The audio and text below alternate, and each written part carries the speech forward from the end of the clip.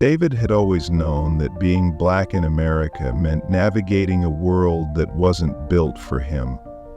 But nothing could have prepared him for what happened when he moved to Cedar Falls, a small town in upstate New York. He had just finished his master's degree in architecture and secured a promising job at a well-known firm. His dream job, the culmination of years of sacrifice and dedication. It was a fresh start, a new chapter, and he was eager to prove himself. The town itself was picturesque, quiet streets lined with maple trees, charming old houses, and a strong sense of community.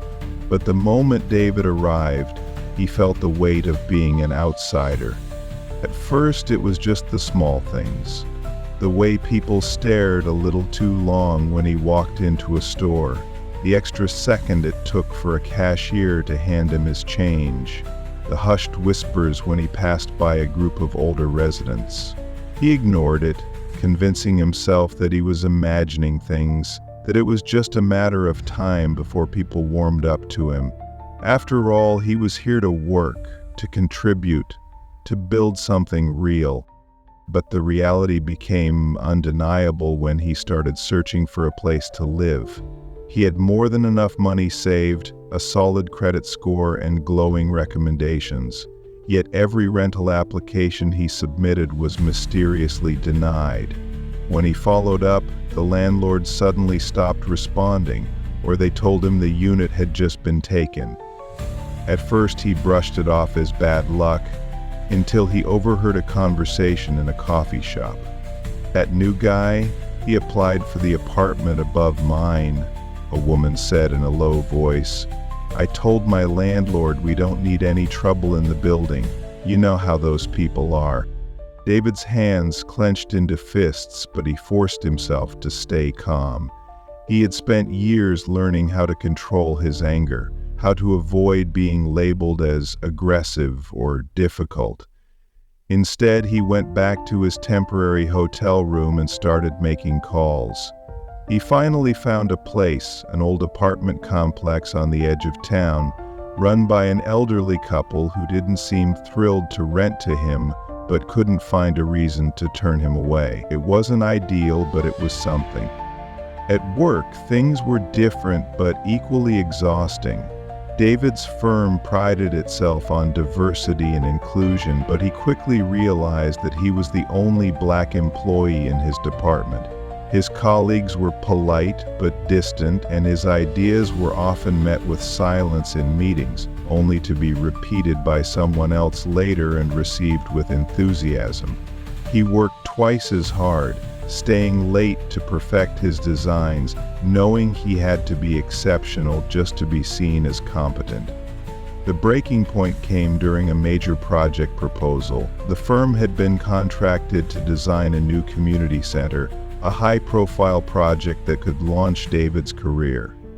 He poured himself into the design, staying up nights researching materials, incorporating elements that reflected the town's history while making it modern and accessible.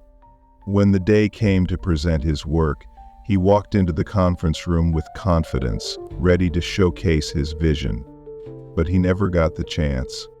Before he could even begin, his supervisor Richard took over, presenting the design as his own. David sat there in stunned silence as Richard explained every details David had painstakingly developed. His hands trembled with rage, but he forced himself to remain composed. When the presentation ended, the client shook Richard's hand and praised the brilliant work. After the meeting, David confronted Richard in private. "That was my design," he said, his voice calm but firm. Richard didn't even bother to deny it. "Look, David, this is how things work. You're new here. You need to learn how to be a team player." David clenched his jaw. "A team player? You mean someone who lets other people take credit for their work?" Richard sighed, his tone condescending. "You're talented, but you need to stop making everything about race. Just put in the work and you'll get your turn." David wanted to scream. to demand justice, but he knew how this would go. He had seen it before. If he pushed too hard, he would be labeled difficult, and that would be the end of his career before it even started. He went home that night and stared at his reflection in the bathroom mirror. The exhaustion in his eyes was deeper than physical fatigue. It was the weariness of someone who had spent his whole life fighting to be seen, only to be made invisible when it mattered most. But David wasn't the type to back down. Over the next few weeks, he started documenting everything: emails, drafts, conversations. He worked twice as hard, ensuring that there was an undeniable record of his contributions. And then, when he had enough proof, he took his case straight to the firm's leadership.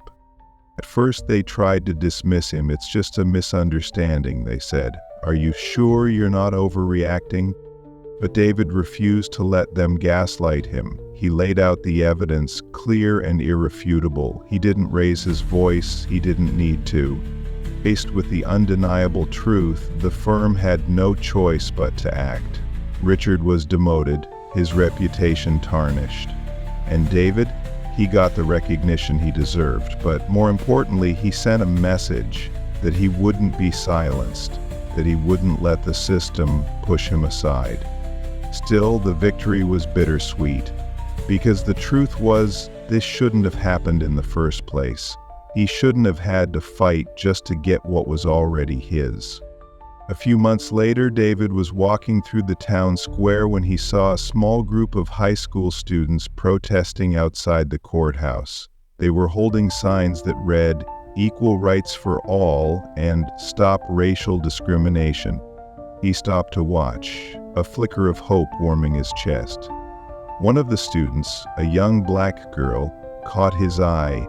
She hesitated for a moment before walking up to him. "Mr. Carter?" she asked, her voice uncertain. He nodded. "I just wanted to say, what you did at your firm, it mattered. People are talking about it. It gave us hope." David felt something tighten in his throat. He hadn't done it for recognition. He had done it because he couldn't stand to let injustice win. But knowing that it had made a difference, that was everything. "Keep fighting," he told her. "Never let them tell you that you don't belong." As he walked away, he felt lighter than he had in a long time. The battle was far from over, but for the first time in a long time, he believed that change was possible. And he would keep fighting for it no matter what. David had never been one to back down, but after the incident at his firm, he had come to understand that the fight for equality was more than just proving himself in boardrooms. It was about dismantling the systems that had kept people like him in the shadows for generations. His victory at the architecture firm had been a turning point, but it had also painted a target on his back. A few weeks after his confrontation with Richard, David was walking home late from work when he noticed a police car slowing down behind him. It was nearly midnight, and the streets of Cedar Falls were quiet, the only sounds coming from the distant hum of traffic. He kept walking, forcing himself not to look back. He knew this game all too well. If he ran, he'd be a suspect. If he stopped, he'd be suspicious. There was no winning. The cruiser pulled up alongside him, and the officer inside rolled down the window. "Hey, you live around here?" the officer asked, his voice casual but laced with authority. David exhaled, already exhausted before the conversation had even begun. "Yes, I do. I'm heading home from work." The officer studied him for a moment. "Got any ID on you?" David pulled out his wallet, handing over his driver's license. The officer took it, scanning it under the dim streetlight. "You work at that architecture firm, right?" David tensed. "Yes." The officer nodded, handing back his ID. "Got a call about a suspicious person in the area. You match the description?" David forced himself to keep his voice steady. "What description is that?" The officer shrugged. A black male, dark clothing. You understand, just doing my job. David clenched his jaw. Yeah, I understand. The officer gave him one last look before driving off, leaving David standing under the streetlight, gripping his wallet like a lifeline. It didn't matter that he had a high-paid job. It didn't matter that he had never committed a crime. In their eyes, he would always be a suspicious person. The next morning when he walked into the firm, he felt the weight of the night before hanging over him. He had learned to compartmentalize, to separate the daily injustices from his work, but today it felt impossible. As he sat at his desk, his phone buzzed. It was a message from Malik, a young activist he had met after the Deshawn case. We need you. There's something happening in Elmwood. It's big. David hesitated. Elmwood was a neighboring town known for its old money families and deep-seated racism. If Malik was calling, it wasn't for something small. What's going on? David texted back. A few moments later, another message appeared. A black family got their house burned down. No arrests. Cops aren't doing a damn thing. David's stomach twisted. He had seen this before. It wasn't just a fire. It was a message. He grabbed his coat and headed out. When David arrived in Elmwood, the air was thick with smoke and anger. A small crowd had gathered in front of what remained of the house. Charred walls, shattered windows, the faint scent of gasoline still lingering in the air. A woman stood in the center of it all, her hands gripping the shoulders of two young children. Her face was streaked with tears, but her eyes burned with fury. "Are you David Carter?" she asked when she saw him. "Yes," he said. "I'm Angela Bryant. This was my home." David looked at what was left of the house. "I'm so sorry." She shook her head. "Sorry isn't going to bring back what we lost. The police aren't even investigating. They're saying it was probably an accident. But I know it wasn't. We've been getting threats ever since we moved here. They left a damn noose in our yard last month." David felt his blood turn to ice. "And the police did nothing?" Angela let out a bitter laugh. "They told us it was probably just kids messing around. We should have left then, but I kept thinking, why should we have to run?" David turned to Malik, who had been standing quietly nearby. "Who else knows about this?" "Just the people here, but we need to make it bigger. We need to put pressure on the police to actually do their jobs." David nodded. "I'll take the case." The next few weeks were a blur of legal battles, media pressure, and community protests. David filed a civil suit against the Elmwood Police Department for negligence, demanding that they conduct a full investigation. He also helped organize rallies, bringing national attention to the case. The town's leadership didn't take kindly to it. One evening, as David was leaving his office, he noticed a black SUV parked across the street. He ignored it at first, but then it followed him as he walked toward his car. His heart pounded as he reached into his pocket for his phone. Then the window rolled down. "You're making a lot of enemies, Mr. Carter," a voice said from inside. David didn't respond. The man chuckled. "Just a friendly warning, some things are better left alone." David stared at the shadowy figure inside the car. "I don't respond well to threats."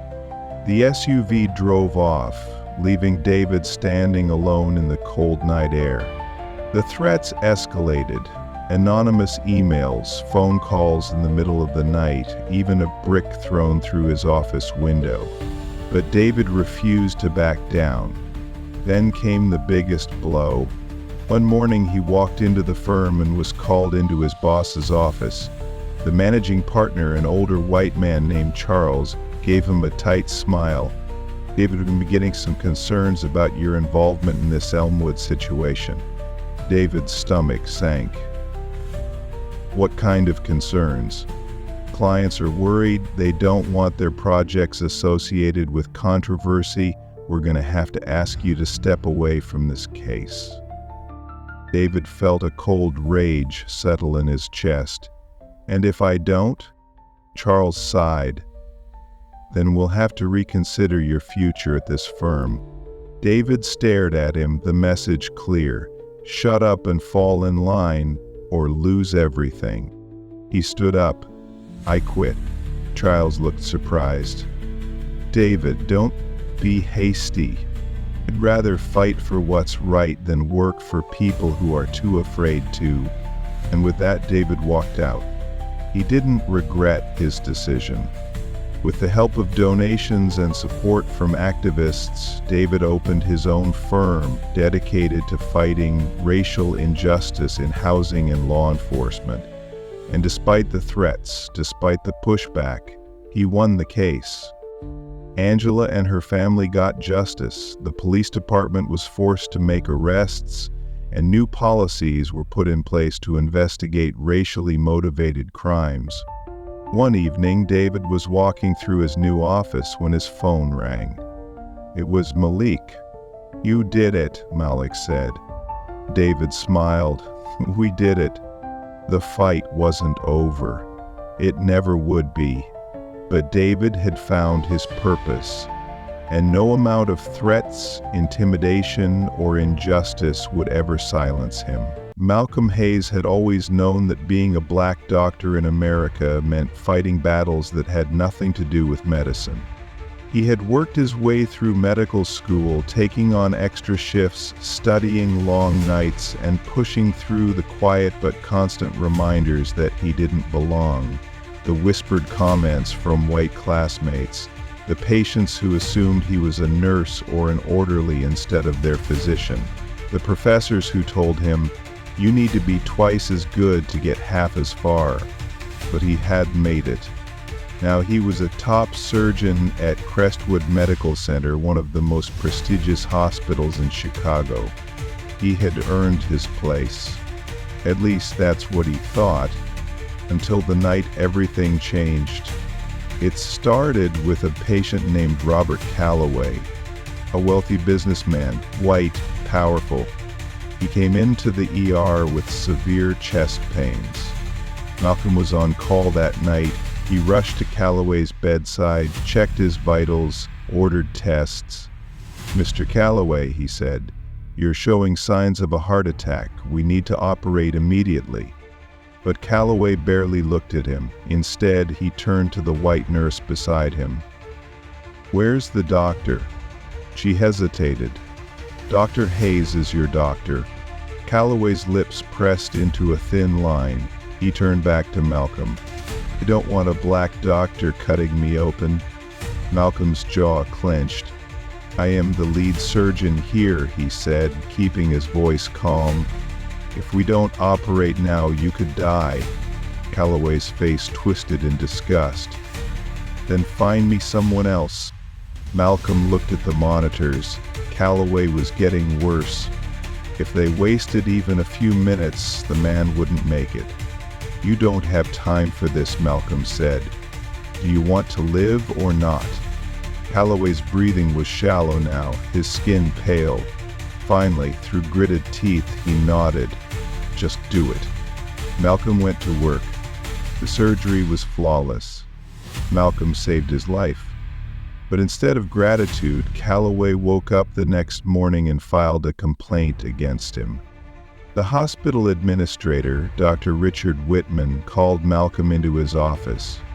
"Malawi is threatening to sue," Whitman said, rubbing his temples.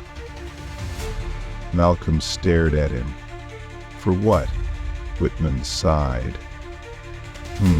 He says, "You forced him into surgery, that you were aggressive, that he felt pressured." Malcolm's blood ran cold. "I saved his life." Whitman nodded. "I know, but he's powerful. He donates millions to this hospital." Malcolm exhaled. "So what? You want me to apologize?" Whitman gave him a long, measured look. "We just need to be careful with how we handle this." Malcolm knew what that meant. they weren't going to stand by him because Calloway's money was more important than his career. A week later, Malcolm started noticing things.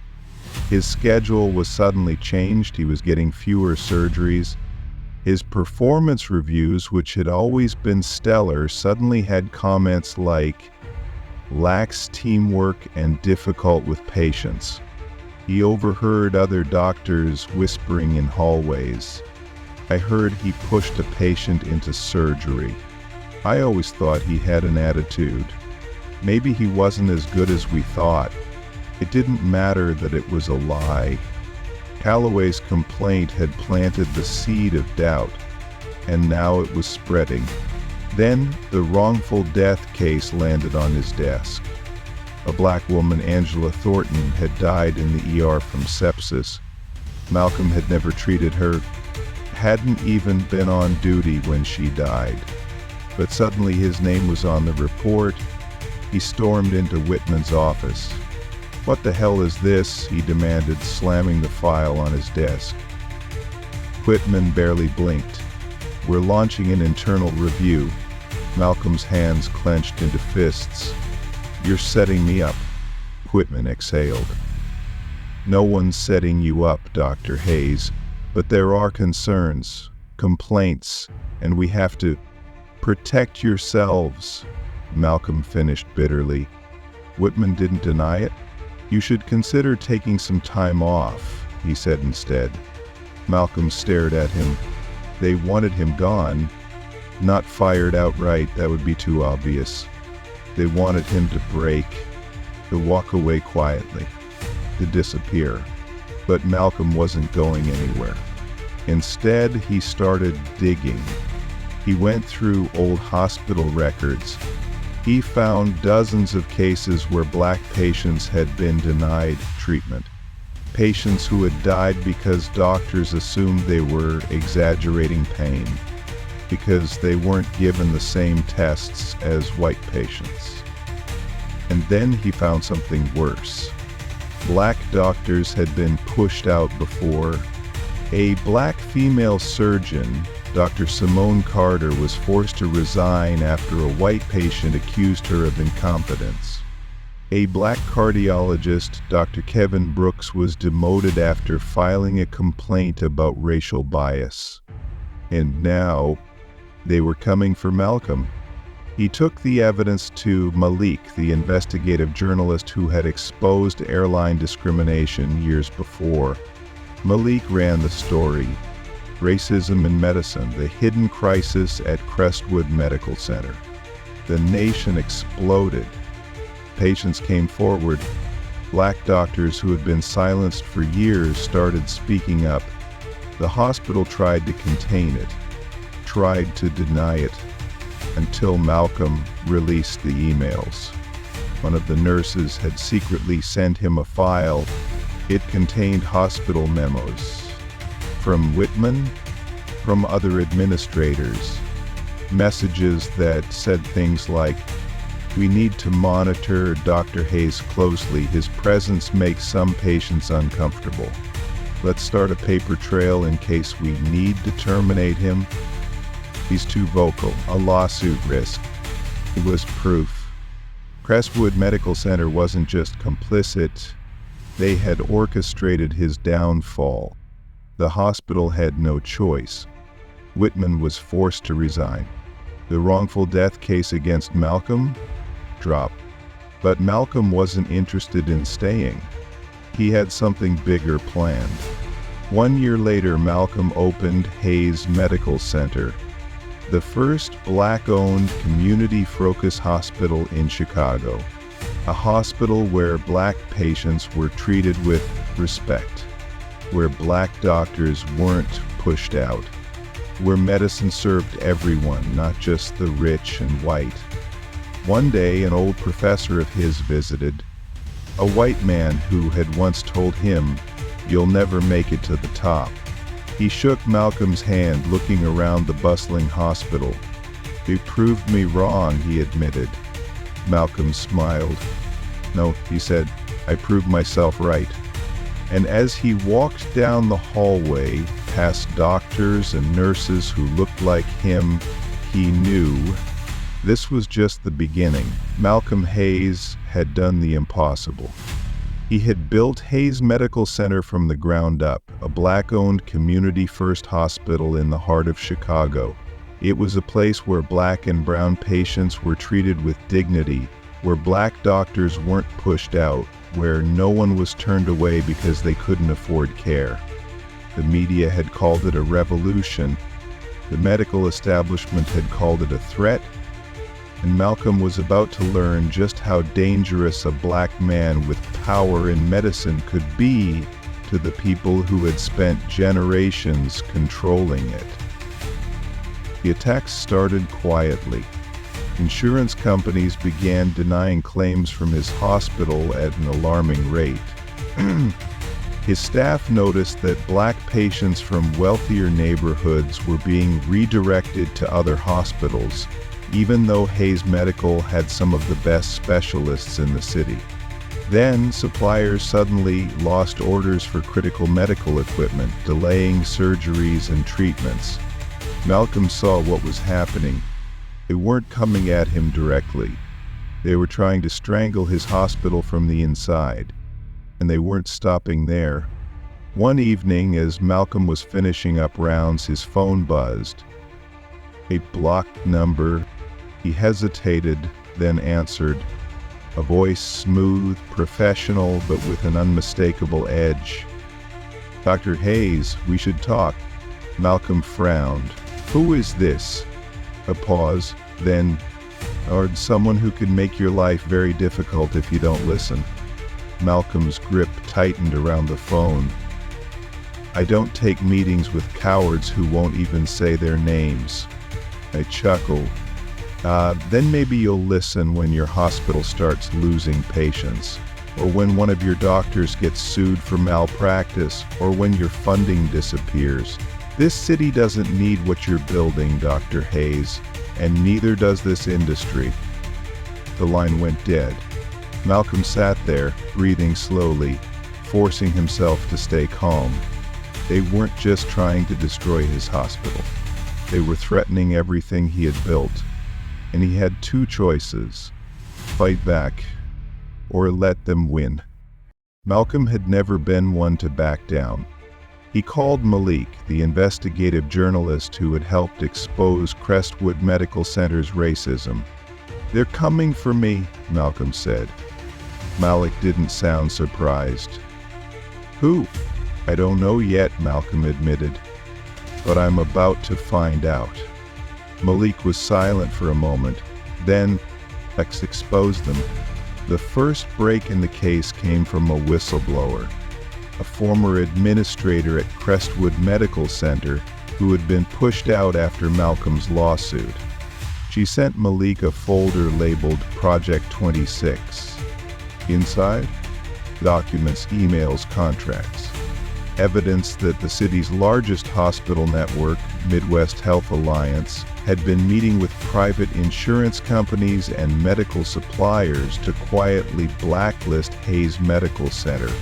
They had created a coordinated plan to direct wealthy Black patients to white-owned hospitals, deny reimbursements for procedures performed at Hayes Medical, block his doctors from getting referrals from private practices, sear the hospital's reputation with fake malpractice claims. This wasn't just sabotage. It was an organized attack. And when Malik published the story, the city exploded. For the first time, people saw how racism in healthcare wasn't just about individual bias. It was systemic, strategic, and it had cost Black lives. Lawsuits were filed. The Illinois Attorney General launched an investigation into Midwest Health Alliance, and Hayes Medical became stronger than ever. New donors stepped up. Black-owned businesses invested in the hospital. Medical students, Black, Latino, Indigenous, applied for internships in record numbers. Malcolm had won. But then, the war took a new turn. The fire, One night at 3 a.m., the hospital's west wing caught fire. An entire maternity unit full of newborns and mothers recovering from childbirth. The alarms went off. Malcolm ran through the halls with his staff, helping evacuate patients, pushing gurneys, covering newborns with blankets as smoke filled the air. No one died, but the damage was severe. When the fire department finished their investigation, they ruled it electrical failure. Malcolm knew better. This wasn't an accident. Someone had set fire to his hospital, and they weren't done. 2 days later, a lawsuit was filed against Malcolm. A former patient, white, wealthy, claiming negligence. She alleged that she had suffered emotional trauma because she was treated by a black doctor.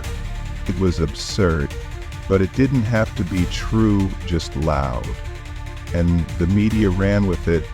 Is Hayes Medical Center safe? Racial controversy at Chicago's newest hospital. Does diversity come at the cost of quality? Malcolm sat in his office, staring at the headlines. They were trying to destroy his reputation, to make people question his hospital, because if they couldn't beat him in the courtroom, they'd beat him in public opinion. So he made a decision. He wasn't just going to defend himself. He was going to go on the offensive. Malik published a second story. This time, it wasn't about Malcolm. It was about who was attacking him. He exposed the deep ties between Midwest Health Alliance and city officials. He found emails linking high-ranking politicians to the hospital industry's backdoor deals. And then, a former firefighter came forward. He had worked the fire at Hayes Medical, and he had proof. The fire had been set deliberately by arsonists hired through a security firm owned by Midwest Health Alliance. Now, it wasn't just a healthcare scandal. It was a criminal conspiracy. The Illinois Attorney General filed charges. Midwest Health Alliance's CEO resigned. Multiple executives were arrested. And Malcolm? He stood in front of Hayes Medical Center, surrounded by cameras, and said, "This is what happens when you try to silence us. We don't back down, we fight back." 1 year later, Hayes Medical Center expanded the second hospital, a medical school to train the next generation of Black and Latino doctors. And this time, Malcolm wasn't just a doctor. He was changing the system itself, because no one was ever going to push him out again. He had built something they couldn't burn down, and now it was untouchable. The sky over Birmingham, Alabama hung thick with humidity, the kind that made the air feel heavy, pressing down like an unseen hand. The streets still carried the ghosts of protests, of marches, of voices that had once demanded to be heard. But the city had changed at least. That's what they told people. In the heart of downtown, on the steps of the courthouse, Eleanor Jacobs stood with her hands clenched into fists. She was tired. Tired of the way history was rewritten in real time. Tired of the way people smiled in her face and sneered when they thought she wasn't looking. Tired of the way her brother was about to go to prison for a crime he didn't commit. Marcus Jacobs had always been careful. Growing up in Birmingham, you had to be.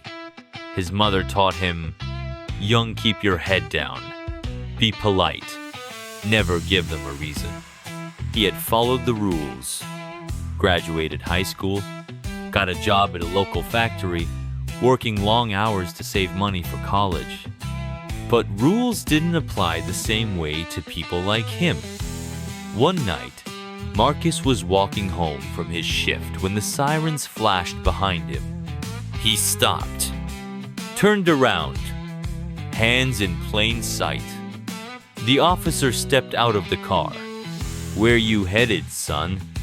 Marcus swallowed. "Home," The officer studied him, tapping his fingers against his belt. "You match a description." Marcus felt his stomach tighten. That phrase, "match a description," had never meant anything good. His mother had warned him about those words. They were a trap, a way to turn him from a man into a suspect. Marcus didn't run, didn't argue, but none of that mattered, because by the time the officer put the cuffs on him, the decision had already been made. Eleanor had been at work when the call came. By the time she got to the station, Marcus was already in a holding cell, his face swollen, his lips split. She demanded answers. The police gave her lies. They said Marcus had resisted arrest. They said Marcus had attacked an officer. They said Marcus had been seen near a store right before it was robbed. Never mind that Marcus had an alibi. Never mind that the only description was black male, tall, wearing a jacket. Never mind that witnesses had already confirmed Marcus had been at work. The arrest had nothing to do with facts, and everything to do with who they wanted behind bars. Eleanor knew how this worked. She had seen it too many times, but she wasn't about to let it happen again. The trial date was set 3 weeks later. A speedy trial, they called it. But Eleanor knew what it really was. A railroad. They wanted Marcus convicted and forgotten. She wasn't going to let that happen. She made calls. She met with lawyers. She dug through every legal book she could find, trying to understand how they had built a case out of thin air. And she found it. The hole in their case, a security camera from the factory. The footage showed Marcus clocking out of work at the exact time the robbery was happening across town. Eleanor's heart raced as she held the evidence in her hands. This was it. This was proof. Marcus wasn't just innocent, was never even there. She ran to the defense attorney, shoving the footage in his hands. "You take this to court," she said. "You prove they're wrong." The lawyer nodded. Eleanor exhaled, thinking they had won. She should have known better. The next morning, the evidence was missing. The footage, gone. The attorney's office, broken into. The police report, filed with no suspects. Eleanor stood in the lawyer's office, shaking with rage. "They destroyed it," she whispered. The lawyer sighed, rubbing his face. "We don't have proof of that." Eleanor left a cold, bitter sound. Proof? Proof doesn't matter. Not to them.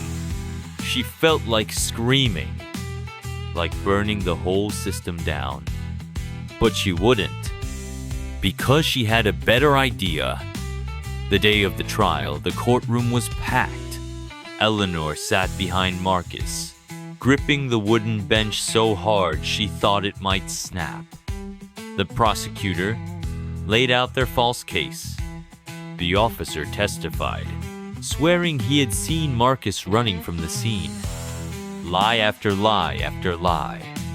Then it was their turn. Marcus's attorney stood up.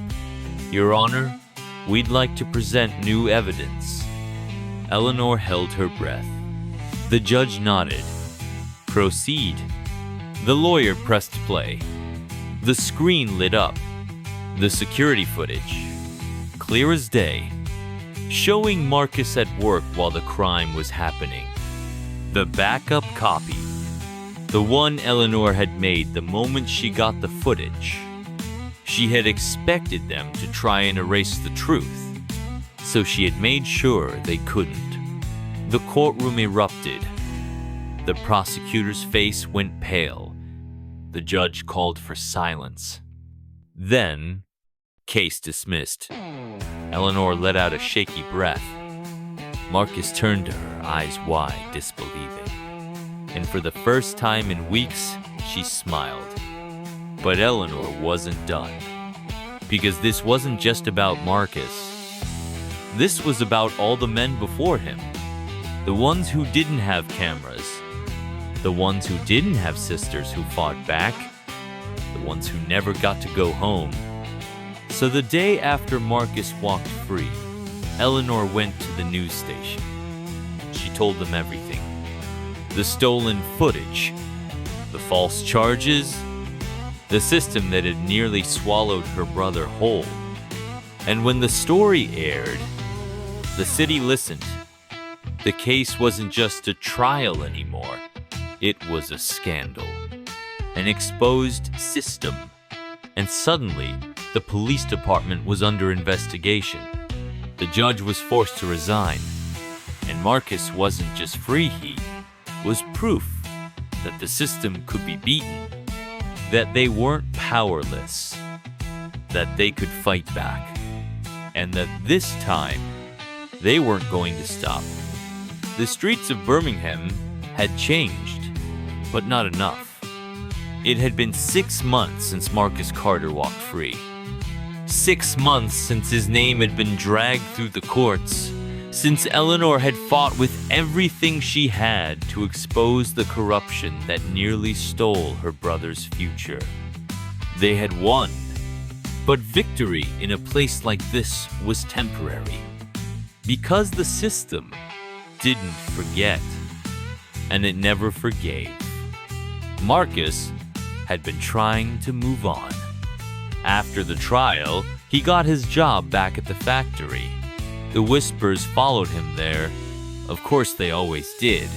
Some of his white co-workers wouldn't even look at him. Others muttered about how he had gotten lucky. Lucky, as if nearly being locked away for a crime he didn't commit was some kind of blessing. Still, he kept his head down until the day he got fired. It was just another Tuesday. Marcus was halfway through his shift when his supervisor, Tom Richards, called him into the office. The moment Marcus saw the look on his face, his gut twisted. Tom sighed, leaning back in his chair. "Look, kid, it's not personal." Marcus clenched his jaw. "Then what is it?" Tom folded his hands. "Company's downsizing." A lie. Marcus knew it. Tom knew it. Because when Marcus walked out of that office, he saw who was still working.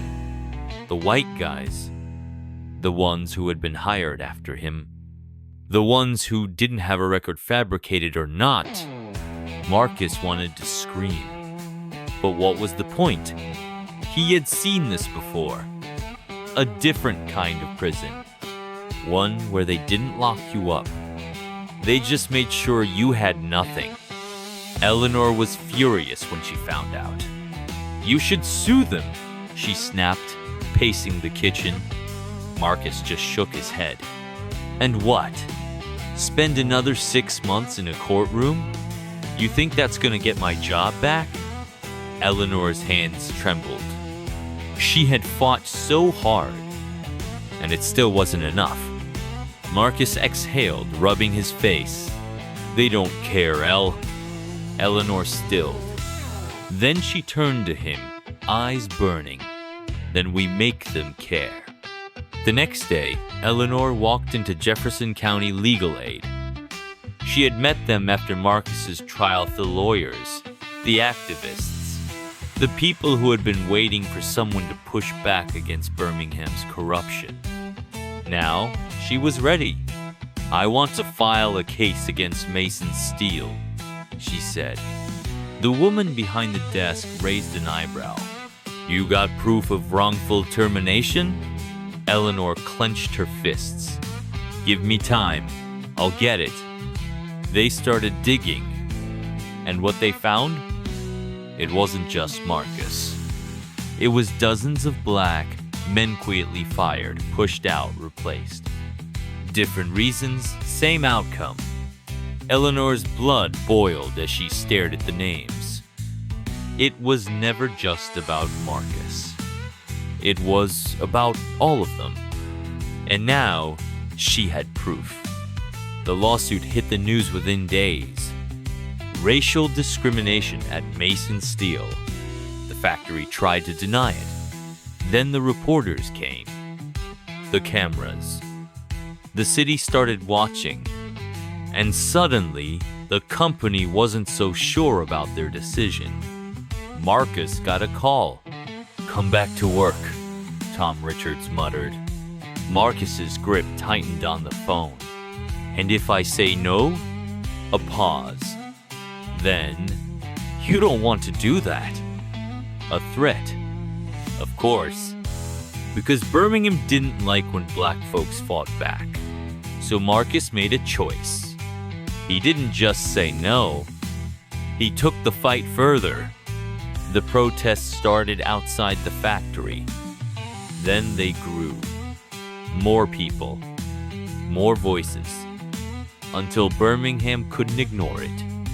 Until the city had no choice but to listen. And then the letters came. The death threats. The calls in the middle of the night. "Drop the lawsuit, Carter. Know your place.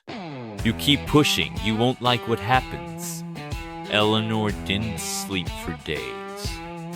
Every time the phone rang, she flinched. But fear was a weapon. And she refused to let it be used against them. Then, one night, everything changed. Marcus was walking home from a meeting when the car pulled up beside him. The headlights were off. No plates. Just dark windows. Then the door opened, and two men stepped out. Marcus didn't have time to run. The first punch knocked him to the ground. The second split his lip. The kicks came next. Boots against his ribs, his back. "You think you're a hero?" one of them hissed. "You're just another N. R who don't know when to quit."